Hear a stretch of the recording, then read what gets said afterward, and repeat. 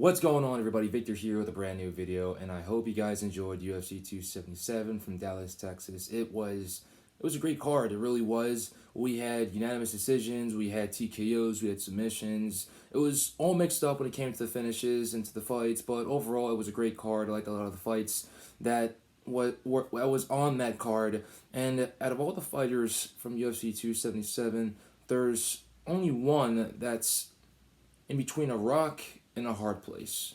And when I mean a rock and a hard place, I'm talking about a rock and his chances of getting a UFC title shot in the future. His name is Alexandre Pantoja. He is number 2 ranked flyweight in the world, and he really is in a hard situation right now. He's 25 and 5. 10 of those wins have been by submission, and his last win was this past Saturday, UFC 277 against Alex Perez, where he defeated him via rear naked choke in the first round. Both those guys came out gun blazing for the first couple of seconds, and that basically played out in the plan of Alexandre Pantoja.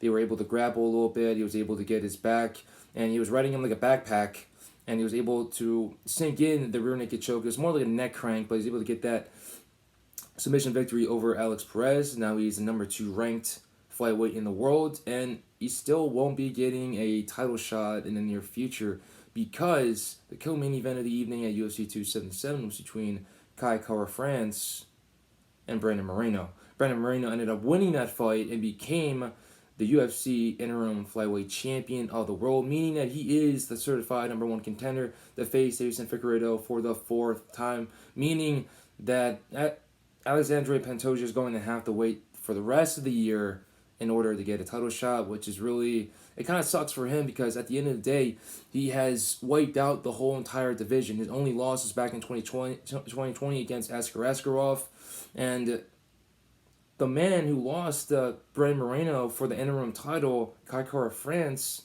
his last victory before getting that fight was against Askar Askarov. He won against Askar, and he's able to get a title shot right after that as a reward.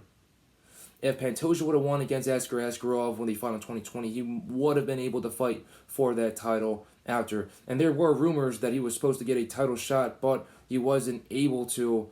But at the end of the day, he's still ranked number 2. He's basically cleaned the whole entire division out except for Askar Askarov.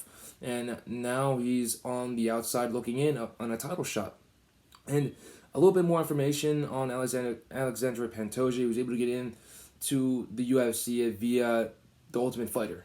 His season was the Ultimate Fighter Season of Champions, where it featured a tournament against other not against other flyweight champions from across the globe. He was ranked the number 1 seed and ended up facing the last seed in his first fight, Brandon Moreno. If you guys didn't know this, he beat Brandon Moreno and finished him. The only time that Brandon Moreno has been finished in his whole entire career was against Alexandre Pantoja, which was deemed an exhibition bout in The Ultimate Fighter.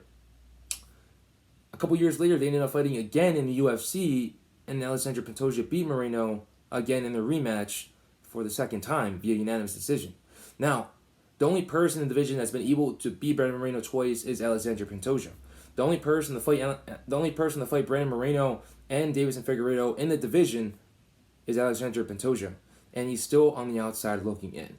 And his fight against Figgy was back and forth, and it was a very exciting fight until the very end where Figgy was able to get his hand raised. Now, if he would have been able to win against Figgy, and he would have been able to win against Askar Askarov, then Alexandre Pantoja could have possibly been a champion by now. But he isn't, which is why he's in this position where he's possibly going to have to wait. If he doesn't want to wait, there's only one person I can think of that he can be able to fight before getting that title shot that he's basically going to get. It's basically his for the taking after Davison and Brandon Moreno tie the knot for the 4th time and basically end their trilogy of fights, So at the end of the day, if I'm Alexandre Pantoja, I would honestly wait. I'd squat in my spot. Squat in your spot basically means you're sitting on your ranking for a long period of time and getting your title shot that way. Colby Covington was able to do it when he rematched Kamaru Usman. He lost to Kamaru Usman won against Tyron Woodley, squatted on the spot, and ended up getting another title shot against Kamaru Usman. Now, if I'm Alexandre Pantoja, I'm basically doing the same thing. I just beat Alex Perez, who's ranked in the top 10. I'm going to squat on my spot and wait until Figgy and Moreno end up fighting each other for the fourth time, and those two going back and forth at it for 4 straight times is completely done. It's over with. It's not going to happen ever again. And I'll be able to get my title shot right after. If he wants to stay active, I'd honestly go for that fight against Askarov. I'd go for the rematch because that is basically the only person that he's really lost to in the division. And he did lose to Dustin Ortiz back a couple years ago, but other than that, his other blemish was against Davison Figueiredo and also Askarov. So if I'm him, I'm getting that Askarov fight back because Ortiz isn't a part of the UFC anymore. So I'm going to fight Askarov if I really truly want to stay busy.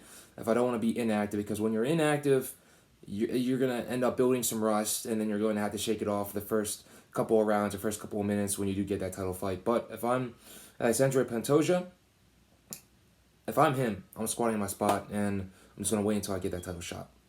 But if he doesn't want to stay busy, I'd go for that rematch against Askarov. It all decides, he's the one that decides overall. It's all up to him, but we'll see what happens.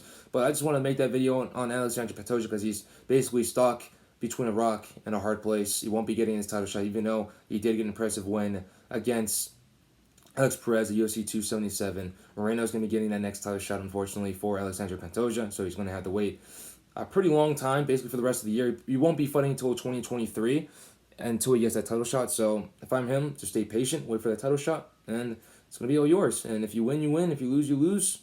At the end of the day, getting a title shot is one of the biggest blessings there is in all combat sports, and he definitely deserves it. So appreciate you guys for watching this video. Hope you guys enjoyed it. And what do you guys think about Alexandre Pantoja? What should he do? Should he fight again and risk his number 2 contendership for the title, or should he just squat in the spot and wait until he gets a title shot?